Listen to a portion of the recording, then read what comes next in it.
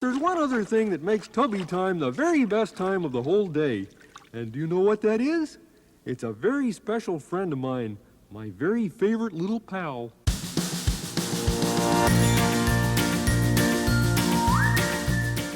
Hi there, and welcome to Baseball by Design. I am SportsLogos.net minor league baseball correspondent Paul Caputo, broadcasting live, as always, from the Helmet Sunday Hall of Fame in my basement in Fort Collins, Colorado. Today, we're going to talk about the Akron RubberDucks, AA affiliate of the Cleveland Guardians. From 1997 to 2013, they were the Akron Aeros, A-E-R-O-S, a reference to the aeronautics industry. And then in 2014, they rebranded as the RubberDucks. Formerly, I think one of the sort of new kids on the block that ushered in this sort of wacky era of logos. And now I think one of the mainstays in minor league baseball, one of the classic, the instant classics that we've gotten to know so well.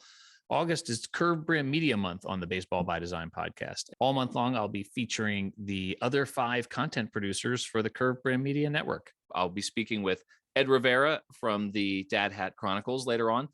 Obviously, this is a Brandiose logo, so we'll have Jason Klein back on again. And right now, I'm very pleased to be joined by the team's general manager since 2012, Jim Pfander, who I spoke with back in 2014 when I covered this, the story behind this nickname for SportsLogos.net. Jim, thank you so much for being here. Paul, thanks so much for having me. Great to talk with you again. Can't believe it's been 8 years. I said in the intro there that this is, sort of an instant classic. One of the things that I try to do in this podcast is tell the world that minor league baseball teams are not just pulling words out of hats, right? Like that there are connections to communities and there are reasons why a team would be called the RubberDucks. So you did it so well in the article back in 2014. I'm just going to ask you again. We'll break it into 2 parts. First, how come rubber, and then how come ducks? Akron was the rubber capital of the world in the early 20s. Really the reason that a lot of families that that I'm a descendant of and a lot of people in this community are here because of the rubber industry and the way that the city of Akron was really laid out. If you kind of think of like spokes on a wheel, you've got downtown, and then as you kind of move out, Firestone is in kind of the east side of Akron. Goodyear was originally on the east side of Akron, then they kind of moved a little more centrally located. BF Goodrich, which my grandfather worked there for 40 years, was an electrical engineer, was a big part of just really their brand and their inventions. Was all part of kind of the history and the heritage of Akron. So Akron was kind of built on the back of rubber workers, and that was kind of a big piece of Akron. And so when we looked at our former identity and the Akron Aeros, it really talked about a lot of things that were Ohio based, but not necessarily Akron based. And it was really kind of a nod to Ohio's work with the space program, work with aeronautics. But when you go to a 3rd grade classroom and you say, hey, what's an arrow? You'd get 10 different answers. And so one of the things that we found was very quickly missing in our brand identity was really something that kind of just paid homage to the history of our city, the history of our community. And rubber has been such a big part of us, what we've done.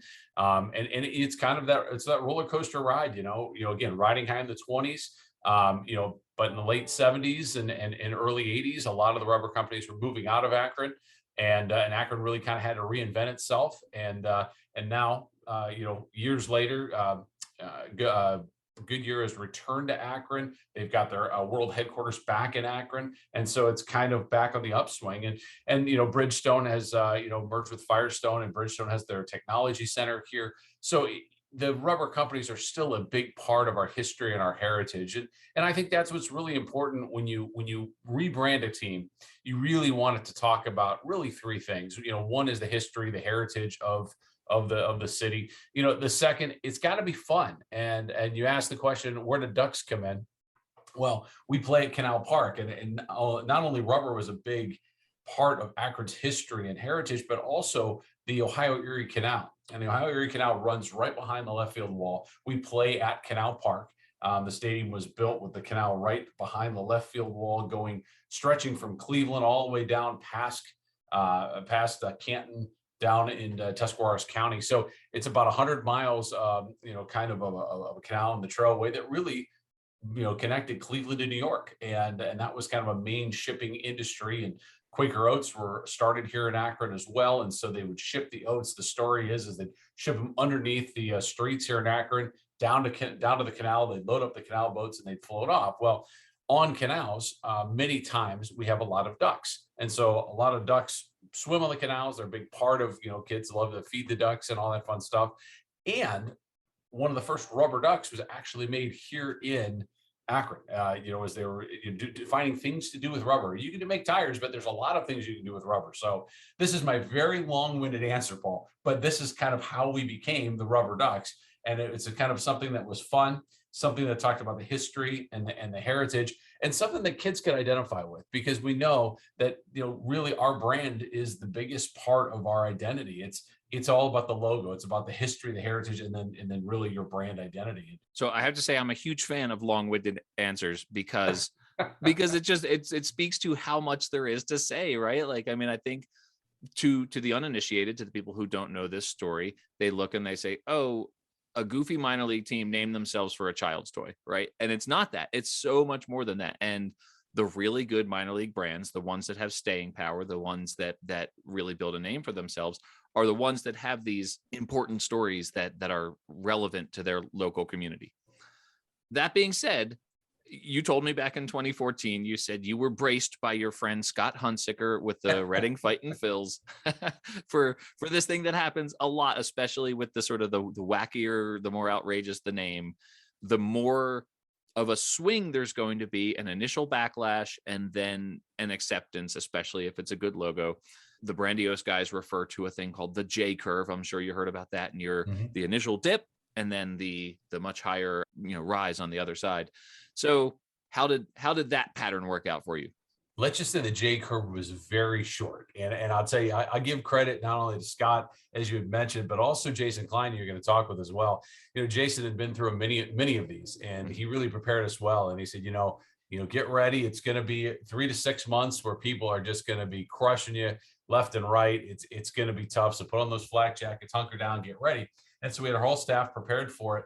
And I really think it was only about 3 days that we got the backlash. I mean, we had a few calls and people threatening to cancel their season tickets. But what was really important for us was the name had to come out with the logo.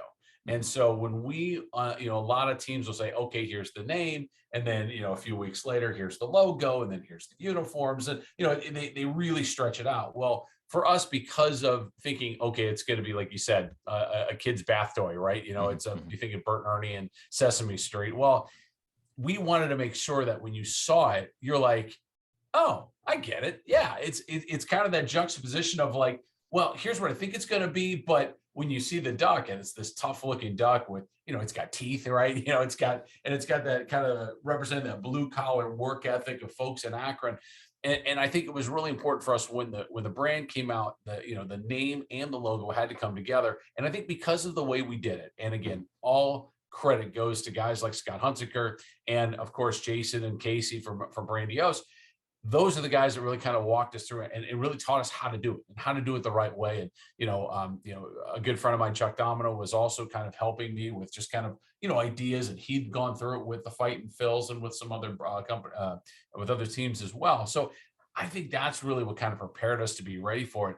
And like you said, it was a very short curve. It was 3 days, and then all of a sudden people embrace it. They're like, oh, that is pretty cool. That's kind of a good look. And yeah, we are the rubber capital of the world. And yeah, I've seen a lot of ducks on the back of, floating on the canal behind the park. And that makes a lot of sense. You go to a third grade classroom and boy, those kids are all excited.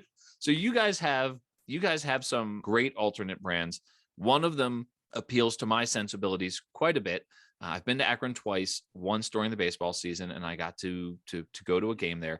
And it was the day after you all wore your promotional Screamers brand. Could you describe what the Screamer concession item is? Yeah, one of the things that we found out when you're thinking about these alternate identities, a lot of times they have, food is a great kind of example and a great way to think about it. Because when you think about, concessions, and you think about the ballpark, the relationship with food is pretty symbiotic, right? You come to the ballpark, you get your hot dog, you get your beer. You remember eating that first hot dog with Grandpa way back when, when you went to your first baseball game. Well, food is such a intrinsic part of the experience. One of the things that we offer, one of the things we rolled out, this is back in 2011, 2012, is we rolled out the Extreme Foods menu.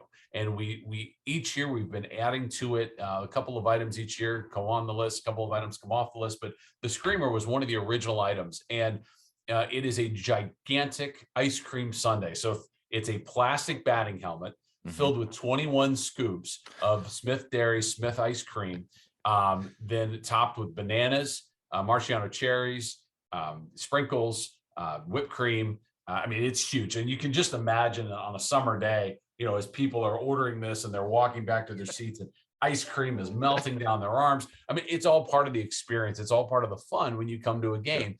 And so as we were kind of going through these different, brand identities, and, I think Lehigh Valley became the Lehigh Valley cheesesteaks for a night. We kind of looked at internally and said, what are some of the things that we do very well with our food? And the Screamer was the first thing that came to mind. Like, everybody's got to get a Screamer. They come to the ballpark, they're meant to be shared. They're these just colossal items that it's just kind of that wow factor when you get these things and you bring them back to your seat. And it is just part of the experience. So for one night, I think it was 2018. Is that right, Paul? Yeah, that's right. That's when I was there. Yeah. So in 2018, we became the Screamers for a night. And again, had the jerseys, so the players are wearing the jersey. They had the sprinkles on the jerseys, which was kind of a cool look as well. And it really kind of celebrated kind of our extreme foods. And since then we've been adding to not only the menu, but also some of our nights. We even have a night this year where we become the Akron JoJo's, and the Akron JoJo's are actually a French fried potato that's served with fried chicken. And it's only in Akron. They're called JoJo's. I've got family that live in Cleveland that have never heard of JoJo's before. So it is very much an Akron-centric thing, but it's kind of fun with your food. So back to your question about the Screamer, I mean, it is a fun, item that fans look forward to all winter long. They come to the ballpark, they eat it with their families, and it just becomes synonymous with the RubberDucks experience. Yeah. Well, I have to say, you mentioned the brand of ice cream that you serve in that ice cream helmet, and I was there. I was not sharing ice cream with anyone, so I got one of the smaller helmets with the Cleveland logo. And since I have you on the horn here, I'll just make a pitch for it. I would love to get one of those little helmets with the Akron logo on it for the collection out here. So if you guys ever do that, I'm ready and waiting. But that particular brand of ice cream, I tell people, they say, "What's the best ice cream you've ever had at a ballpark?" That ice cream that I had in that Cleveland helmet was the best ice cream I've had. That brand of ice cream was delicious. So, thank you so much. I tell you what, we've got a great partner. They've been doing it for years. They've been known as Ruggles for a number of years. They just switched to Smith ice cream, but it is excellent. It's made in Orville. It's actually made right down the street from Smucker's. So you kind of have two iconic institutions about 35, 45 minutes from the ballpark. And around here, people love their ice cream around here. And there's a lot of different favorites, but I think the Smith Foods is the best. That was definitely some of the best ice cream I've had at a ballpark. You mentioned the JoJo's. I was going to ask you about the JoJo's as well. I heard you on Mark Viquez's Ballpark Hunter podcast talking about the JoJo's brand. I wrote a short article about it for sportslogos.net. And one of the responses that I got from folks, and I wanted to, this is my hardest hitting question ever on this podcast. One of the responses I got was that people in the Northwest, in Oregon and Washington, also call them JoJo's. Had you heard that before? So I will tell you, I can refute that because unless this is a new thing, one of my first jobs in minor league baseball was in Spokane, Washington. And I was in Spokane when I ordered a JoJo, and I said, loved it. Again, first time living outside of Ohio. And I got these looks that they asked me what rock did you crawl out from underneath? Right. It was like, who the heck are you? And I'm like, the JoJo's. And it took me a minute, and I'm like, okay, yeah, fried potato wings, the wedges. Fried potato wings. So unless Spokane is different from, the rest of the state of Washington and Oregon, or maybe they have some recent Akron transplants. I'll tell you, and that was 22 years ago. they had no idea what a JoJo was. Well, you can't argue with real lived experience right there. So that's all right. You have two more brands that you've done in recent years. One that was unveiled in 2020 and then obviously got pushed back because of COVID. You were going to become Conetown USA, and you had a sort of traffic cone based identity. What was Conetown USA about? Well, I'll tell you what, Akron, and again, I think there was kind of like, you think about the perfect storm. We were in the middle of the largest infrastructure project in the history of Akron, and it was coming in three different stages. The Ohio Department of Transportation and the Central Interchange, which is kind of the main interstate that runs through Akron and downtown, needed to be overhauled. And that had been in the plans 10 years in the making. We knew it was coming. And it was just one of those things that, okay, we know it's going to be a pain in the rear end to get around Akron. But you can take the city streets and you'd be fine. Well, then you remember when Flint, Michigan, where they had the issue with the water? For sure. I identified, I guess, when that happened, I think it caused the Akron officials to look through and say, oh my gosh, let's make sure that never happens here. And so they put in a brand new piping system, and again, going underneath the city streets, mile down, with this huge, drill called Rosie, and would go through it. And so we had two construction projects going on: infrastructure, water related, and then the third construction project that had kind of been delayed for a little while, and it was the Main Street, reimagination project. And we had I think I will call it the world's largest Main Street. It's probably not, but the world's widest. It was huge. It was probably 3 lanes on one side, 2 lanes on the other side. One of the lanes is a parking lane. So it was ginormous. And for the city of Akron and the size of it was probably a little bit too big. The only day that comes in handy is when you do education days, when you have 115 buses, you're trying to park them outside. No. Those extra lanes really help and helps move traffic along. Anyways, I digress. So you've got 3 main projects going on, and then the pandemic hits, and all of a sudden, all 3 of those projects kind of merged at the same time. The water project was ending. However, you still had all of Main Street ripped up, and you had the ODOT Central Interchange being, redone. You couldn't get around Akron, and a lot of times Akron looked like a war zone because all this construction was happening at once. Now, because of the pandemic, a lot of these, people were staying at home, and then a lot of these projects could finish faster than I think they expected them to. But during that time being, we really said, you know what? Conetown USA, like this is, we are in, like, the joke is that there's 2 seasons in Ohio. It's construction season and winter, right? And there's always construction barrels. So that was kind of the idea behind it. But it's funny, as we were talking with our friends over at City Hall, they got behind it because they're like, this is progress. We are really moving downtown Akron forward. And so the mayor's office got excited about our Conetown USA, really helped push it out. And then it became it's one of those promotions that just kind of caught fire, and it got better and better as when we finally did it. And then, of course, like you mentioned, the pandemic wiped it out in 20, but then we were able to do it in 21. So there was this just anticipation as people were getting excited about what is this going to be. And I can't wait to get my jersey. Yes, I drive by this way and I can't go this way every day. So I want to wear my Conetown hat proudly.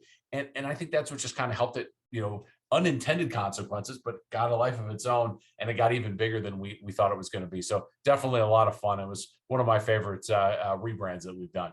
It's definitely a fun sort of tongue-in-cheek take on a baseball brand for sure.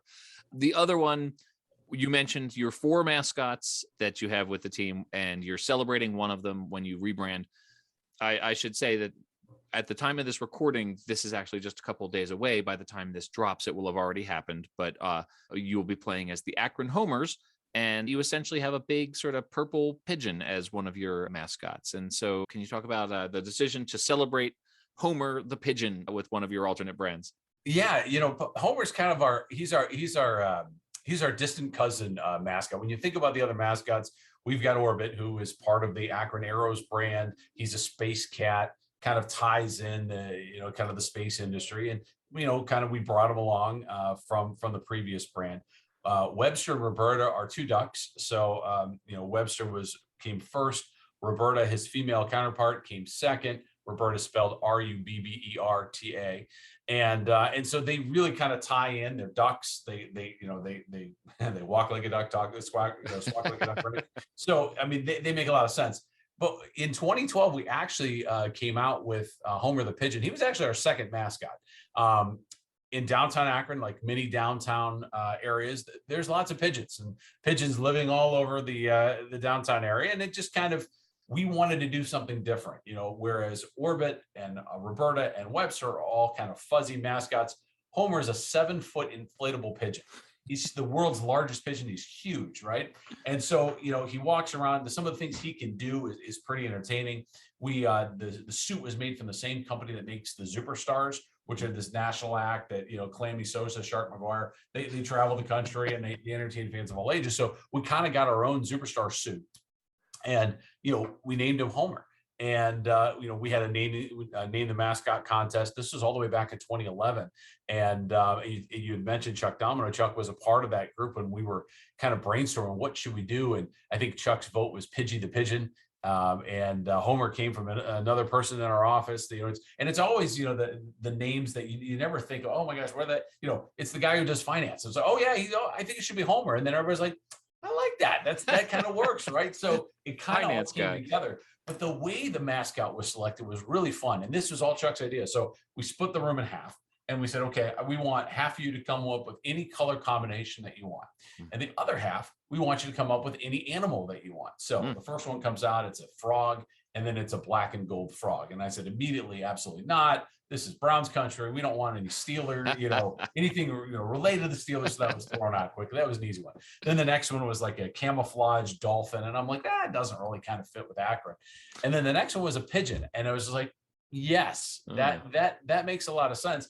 And then the color that came out was purple and white polka dot. I think someone was trying to be funny, but we were like, that's got something. So we took it to the folks over at Brandiose. They came up with a design for it. All of a sudden, boom, we had our, purple polka dotted pigeon named Homer that came to life and was introduced on opening day 2011. That is fantastic. First of all, that technique for coming up with a color combination and a mascot is really funny. I've never heard anything like that before. So I appreciate that story. I wanted to ask you, just because I like to have names with designers on things. The JoJo's and the Conetown and the Screamers logos, were those developed in-house? No, those are all Brandiose. So all Brandiose. We've been working with Brandiose for a long time. Jason Klein and Casey White have done an amazing job. They started with the RubberDucks brand, as we've discussed before, and they were the ones that kind of helped dream up, kind of the look and feel of the RubberDucks brand. And ever since then, we work with them annually. And so they pull off a couple of projects a year for us to work on and to get behind. And so each year we kind of have them do that. So, this year it's the Akron JoJo's and the Homers, they help design, they help kind of dream up and it made them come to life. So it was fun. It was a fun project to work with. And, our director of marketing and promotions, Kyle Hicksaball, works very closely with those guys to make sure that, it's telling the story.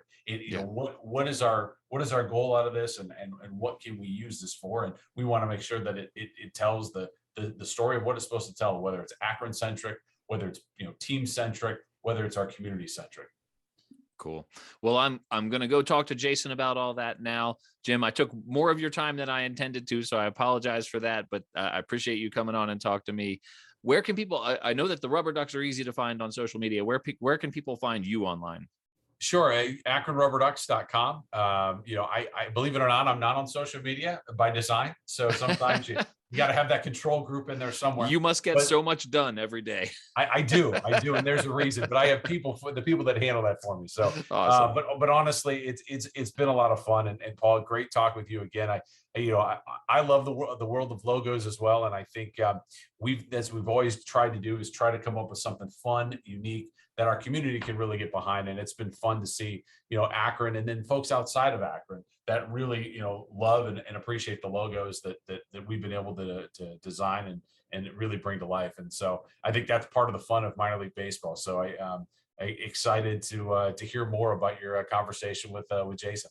Well, the RubberDucks do such a great job with their branding and with minor league fun. And so it's a lot of fun for me to share the story. And yeah, and all of these stories is what makes minor league baseball great, and the Rubber Ducks are certainly great at it. So Jim, thanks again, and look forward to speaking to you soon.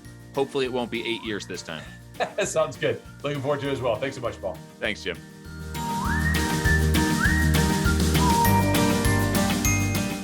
All right, everyone. You know how excited I am for this. You know I'm always so thrilled to invite my friend Jason Klein of Brandiose back to the Baseball by Design podcast.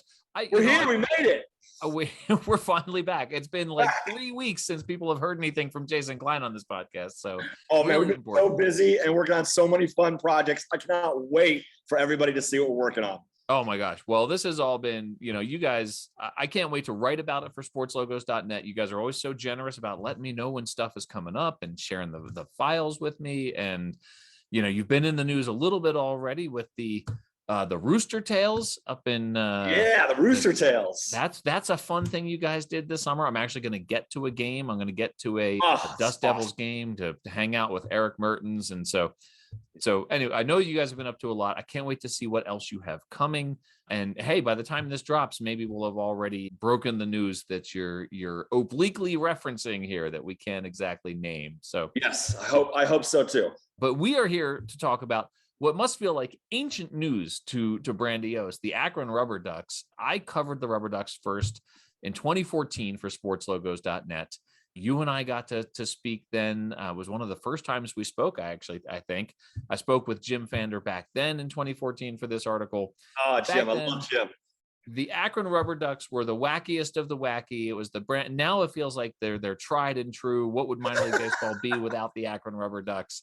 But at the time, that was the wackiest of the wacky. Oh my God, they're named after a children's bath toy. How, from Brandiose's perspective, did you guys come to the name RubberDucks, and how did you come up with this fierce tire track duck logo? Yeah, so we packed our bags. Every product we feel like it's really a disservice to the fans, to the staff, to the community, not to become honorary citizens. We want to live the town, breathe the town. We want to eat at the local joints. Go to Luigi's and get cheese salad in Akron for all my Akron fans out there. And it was great. We got to tour Akron, and it's very apparent. Akron is the rubber capital of America.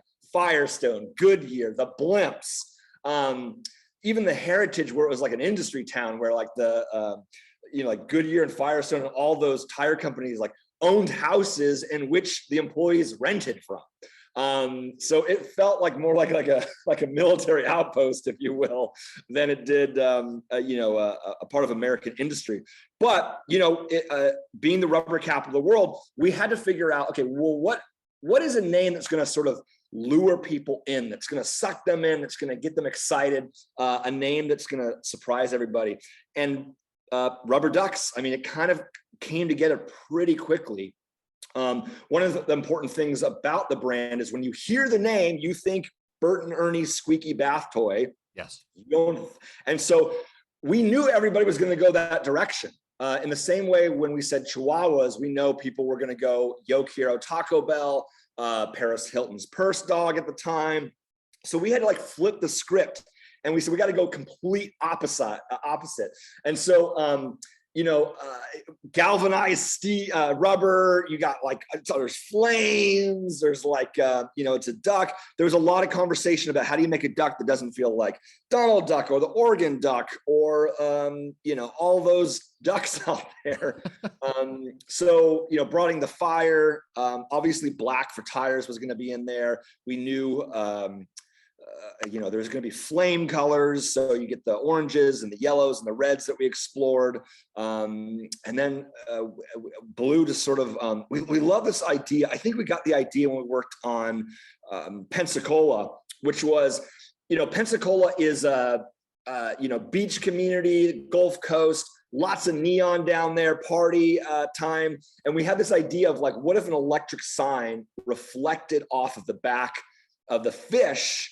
And so that's why you see that like neon red, which is a reflection of the neon sign off the back of the blue Wahoo.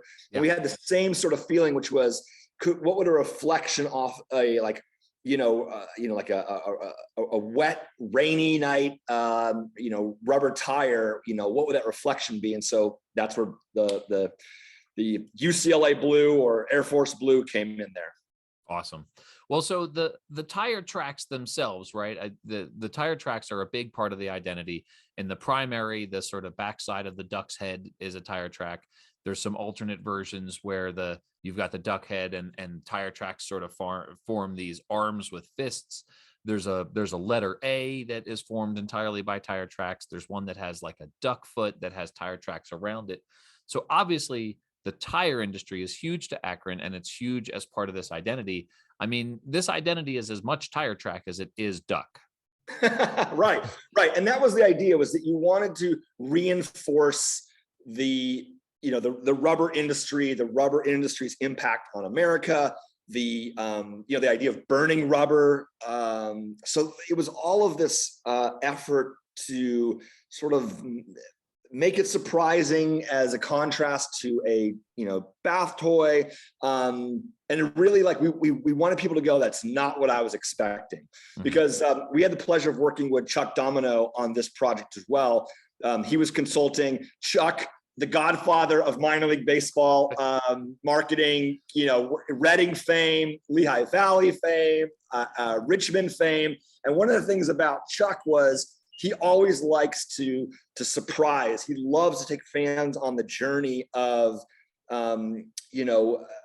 just the whole journey of the ups and downs of an identity. And I give Chuck a ton of credit. He really informed our process when we were young. He was like, here's why you want to do it this way. Here's why it works. I've been in baseball for, decades. This is why it's going to work. And one of the things that Chuck likes to unveil the name before the logos come out.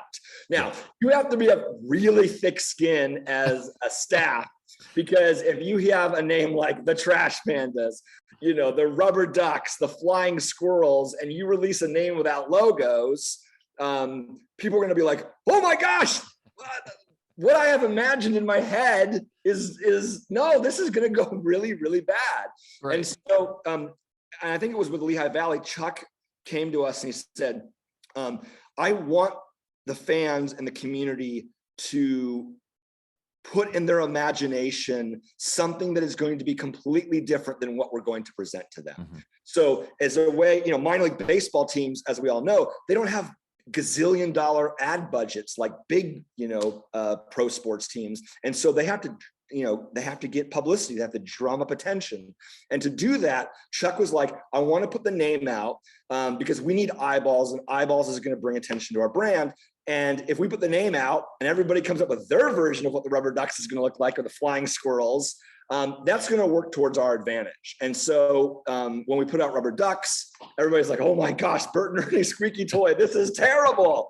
And Chuck said, that's exactly what we're looking for. We're going to completely switch it up. So I give Chuck a ton of credit for his thoughts on all that. Well, I have to tell you that actually just last week on the podcast, I spoke with Chuck for an episode on the Charleston Dirty Birds. And we got into all these other teams that, I know you didn't work on the Dirty Birds, but you've worked with so many with Chuck. And he really got into this whole notion of take something vulnerable and make it ferocious. And, the RubberDuck exemplifies that perfectly, I think. Yeah, and the reason it works well is because it's not only the story of the players who are, working their way up to the big leagues, but it's also the story of America, which is ordinary people like all of us rising up and achieving what we're capable of, achieving extraordinary things. And so I think that's why it works well, whether you call it the underdog mentality, whether you call it the sort of like, how did Chuck phrase it? He said, take something vulnerable and make it ferocious. Right. So you don't think of a rubber duck as ferocious. You think of it as something you play in the bathtub with when you're 7. Yeah, and it's like putting a cape on a flying squirrel, right? Or taking a goat and snapping a bat in its mouth. For the yard goats, like, so there's. That's even the Chihuahuas, right? Like, all of this is like, take something vulnerable, take something that you wouldn't immediately think of as fierce and make it fierce. And so, RubberDuck. I would add to that, Paul, I didn't mean to cut you off. I would add to that the we talk a lot internally and with clubs about what makes minor league baseball fun. And a lot of fun is derived from humor and tension. A laugh, if you will, is the release of tension, right? You're feeling something and then you sort of release it. And the tension that is visually put out there between a vulnerable creature that is trying to punch way above its weight, that's funny. It's a visual pun. It reads quickly, it reads instantly, and it makes you smile. And I think that's why minor league baseball logos feel so fun.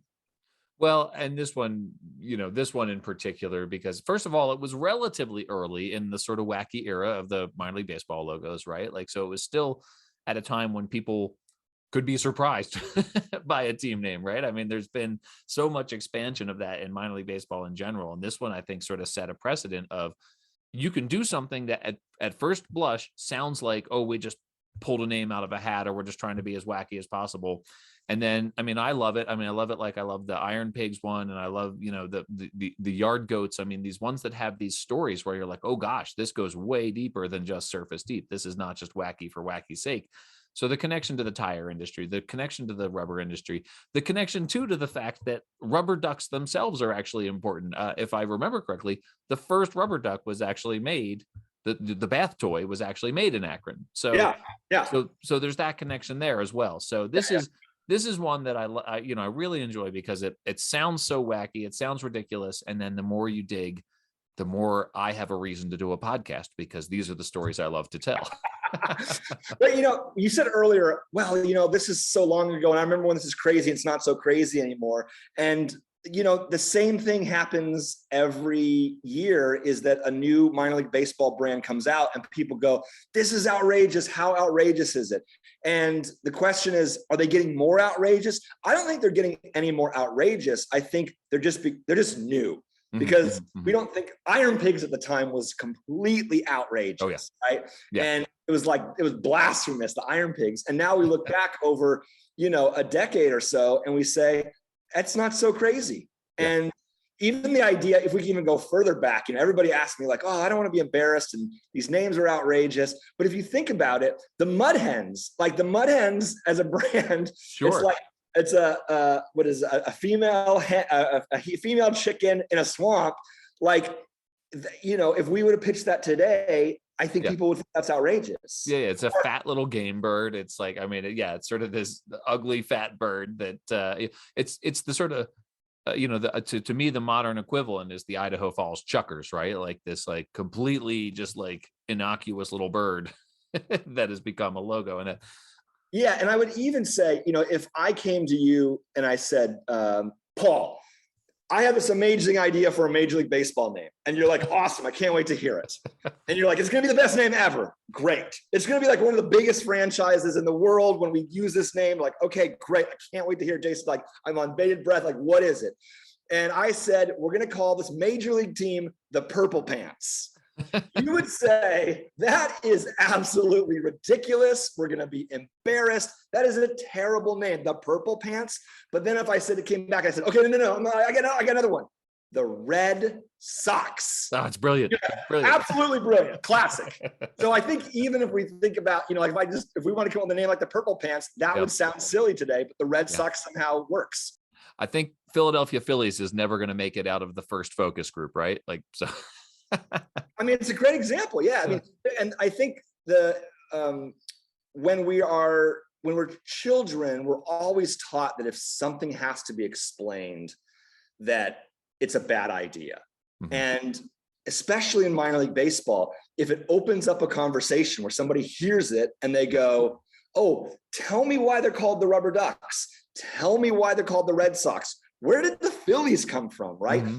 Opens up free advertising for the team. So I would say that, if it's right on the nose and people go, the Bears, I know what a bear is. Like, I don't need to like look at it. You can never chase that person down and be like, hey, wait, come back. Wait till you see the logo. Tell me what Wildcats means. The logo's amazing. But like, I don't care. Because it's we use this term around the studio a lot. You don't want something that's tastefully dull. Mhm. And so the idea that a logo has to be explained or opens up a conversation. I still love learning more about America through logos. That's the whole point of the podcast. It's the whole point of you summed it up perfectly. Jason, this is always so much fun. Brandiose can be found at Brandiose on all the social media outlets because you guys did the brand synergy thing right. So go find Brandiose. Jason, I can't wait to talk to you next time. This has been a blast. My pleasure. Looking forward to it. Thanks, Jason.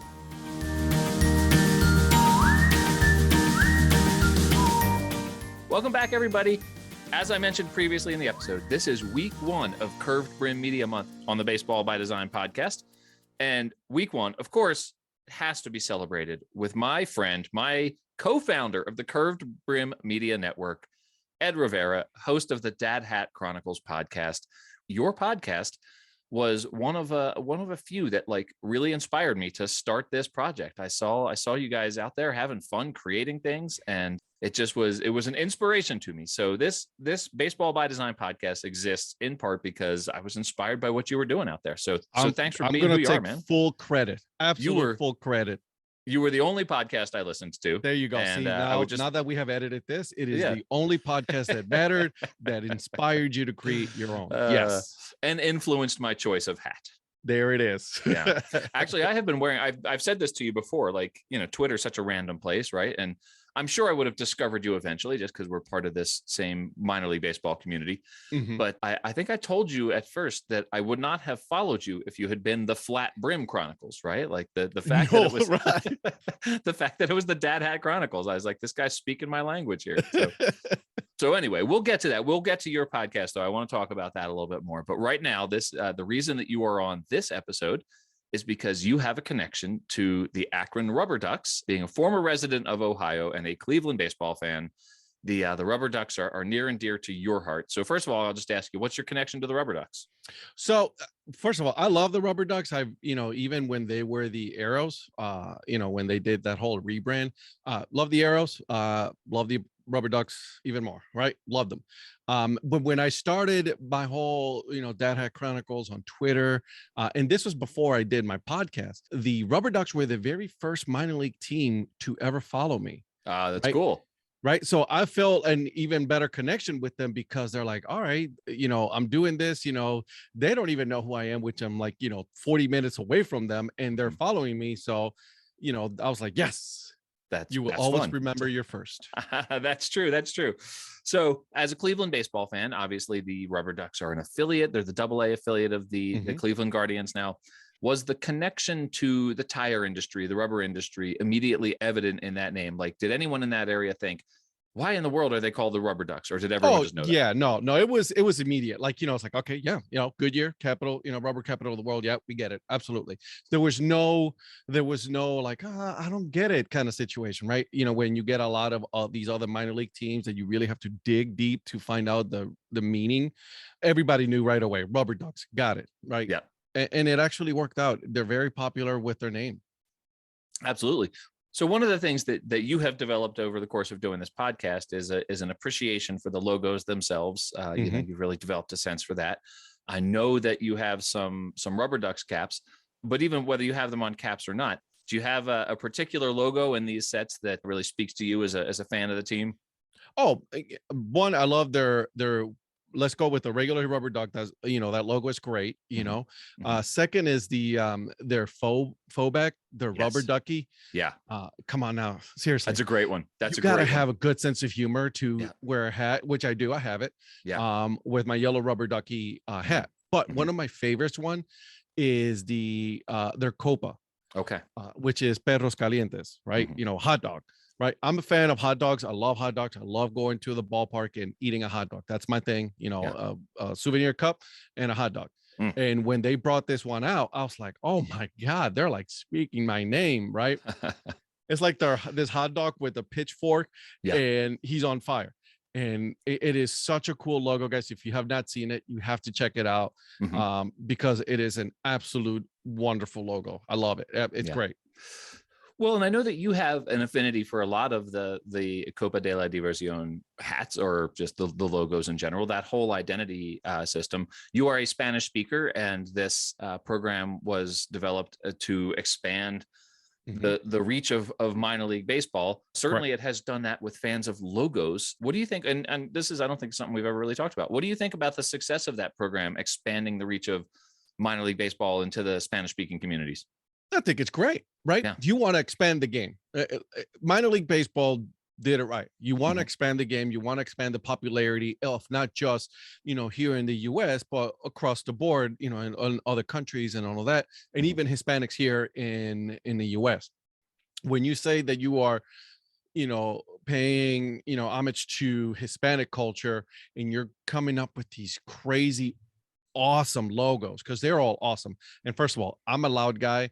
So when you put loud colors there, it is just great, right? So you just got to automatically, I gravitated towards that, and you got to say, all right, who is doing this? Who is participating?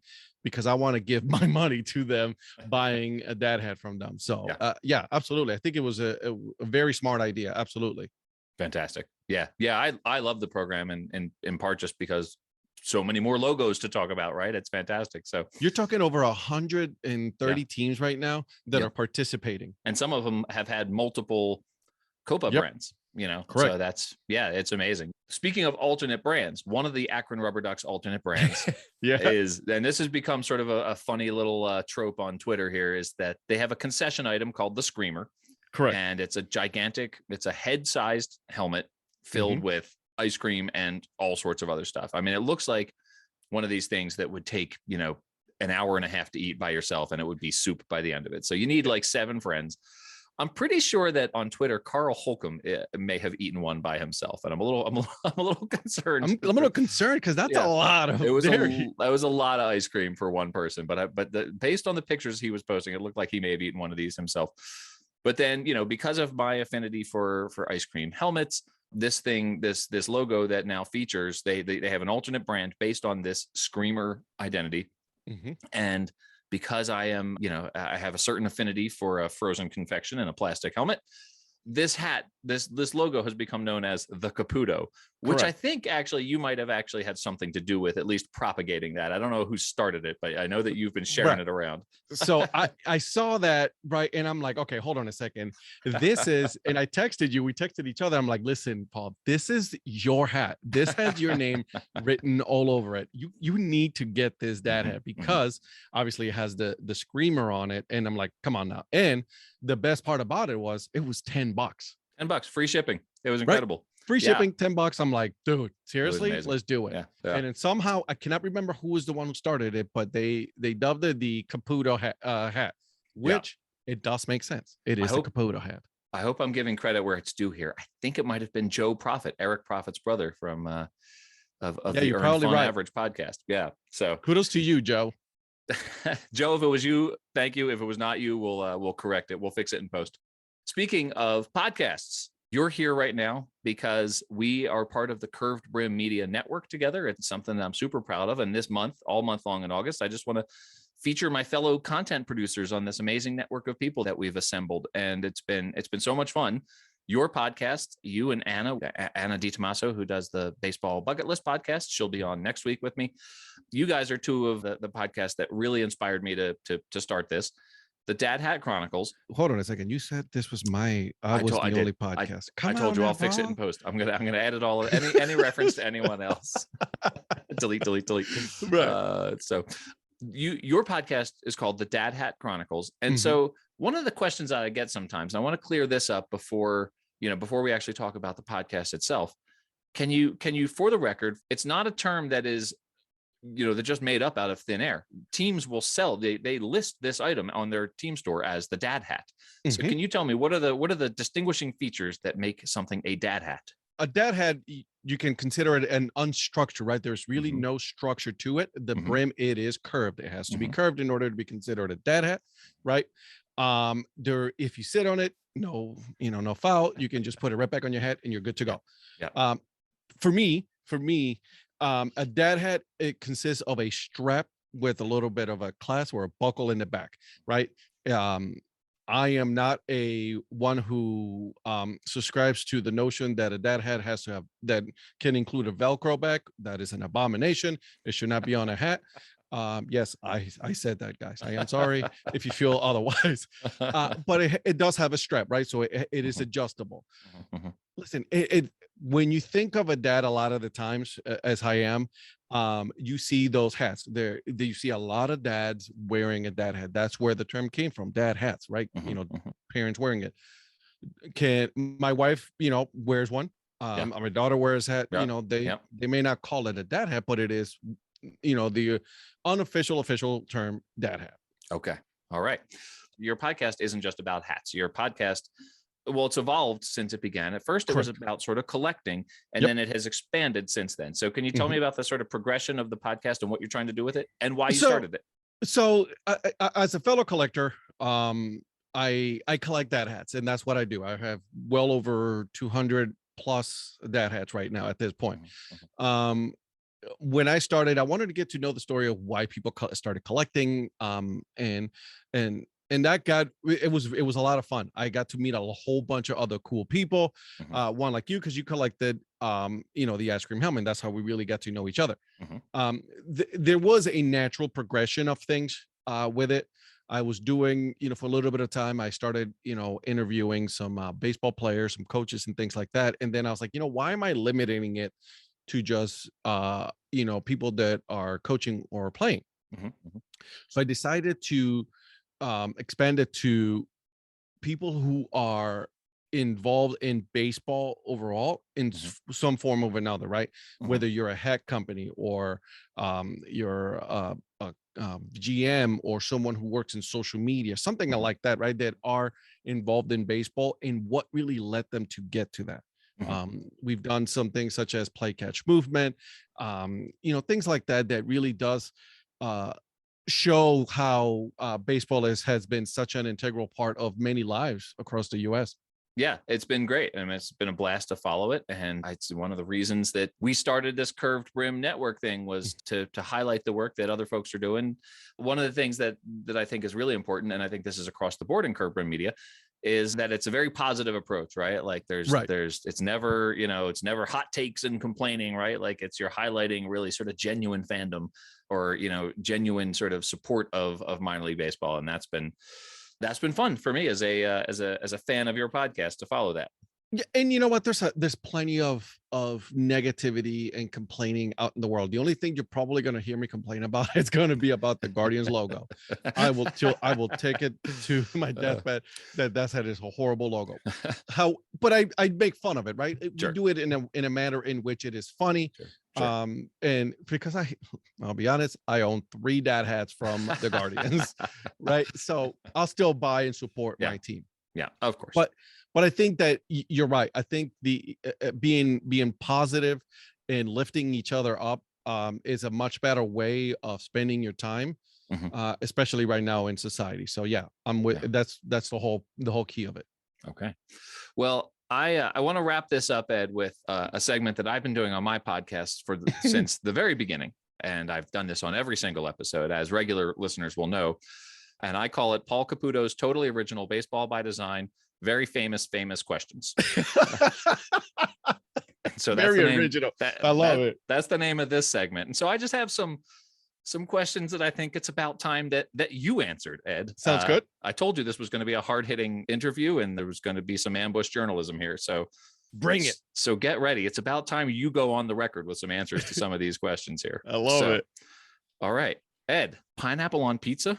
If you would have asked me this question about 4 or 5 months ago, I would have told you absolutely not. Okay. However, I will have to credit Anna on this one. She told me that her wife eats pineapple with jalapenos on it. Oh. So I would say I'm on the border. Okay. I'm right there, but not quite wanted to say yes on it. This is a true sign of intelligence and openness to have a perspective that you're willing to revisit in light of new evidence. So I appreciate that. In light of new evidence, which is spicy. Spicy evidence. That's also the name of my next podcast, actually, Spicy Evidence. I love it. Ed, Coke or Pepsi? Oh, Pepsi, all the way. Okay. If animals could talk, which do you think would be the rudest animal? I would honestly have to say, and I'm sorry to say this, Paul, but cats. Yeah. I don't disagree with you. I actually totally agree with you. I think it's probably true. Cats are rude. I'm sorry. Yeah. I'm allergic to them, but like there was this one time who a cat just wanted to attack me, and ever since then, I've not gotten along with a lot of cats. I was sitting there on the sofa yesterday watching Moon Knight, and my cat was like literally in the middle of the floor, just staring at me with utter disdain. Like it can only be described as utter disdain. Exactly. And that's why I think whenever you ask that question on your podcast, the cat is usually like no one's ever like manatee.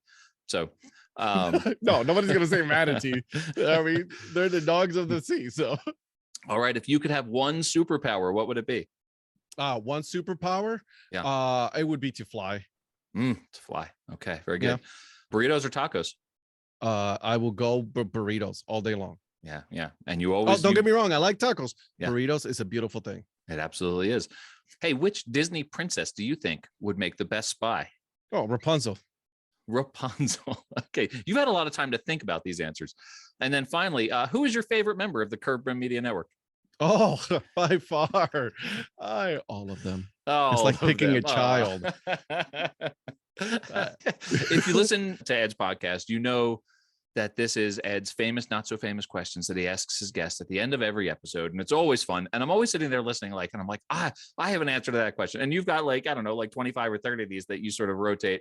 And I've actually bought 2 books. Oh, okay. This is awesome. With new questions. So stay tuned because there's coming. And then obviously the more I travel to ballparks, I'm bringing them on the road as well. So yeah. Well, I can't wait to hear some more of your questions. I can't wait to hang out again later on this summer and again next year, and all the stuff that we're going to get to do with the Curved Brim Media Network. Oh yeah. And let me just say, if you're not listening to Ed's podcast, you should be. It's the Dad Hat Chronicles. You can find it on all the places. Ed is on Twitter at the Dad Hat 216. Even though the 216, I believe, is the Cleveland area code. You live in North Carolina now, which is a 919 area code. Yeah, and an amazing place for minor league baseball. I'm wildly jealous. Oh yeah, we have one team here in Northern Colorado, and they don't even have a stadium. The Owls with a Z without a stadium, and which is their official name, right? The Owls with a Z without a stadium. Yeah, right. The name just keeps getting longer. It's growing. It's growing. And then obviously on the Curved Brim Media Network, that's on Twitter at Curved Brim, and it's on Facebook. I think you just search Curved Brim Media on Facebook. Yep. And we have a YouTube channel. You have a YouTube channel. What's your YouTube channel? Dad Hat Chronicles. Dad Hat Chronicles. So, yep. If you look up Dad Hat Chronicles, you'll see all the videos. I put a lot of videos up there. Dad Hat reviews, unboxing videos. If I go on the ballpark, I'll do the 5 questions video. You'll see it there as well. Fantastic. Ed, this has been so much fun. I'm having so much fun with Curved Brim Media. Thanks for being you, man. This is great. Thank you for having me. And I'm so humbled to be the sole inspiration for your podcast. This is great. Love it. Everyone who listens to this podcast, you have Ed to thank for it. Just kidding, thank you, Ed. Kidding.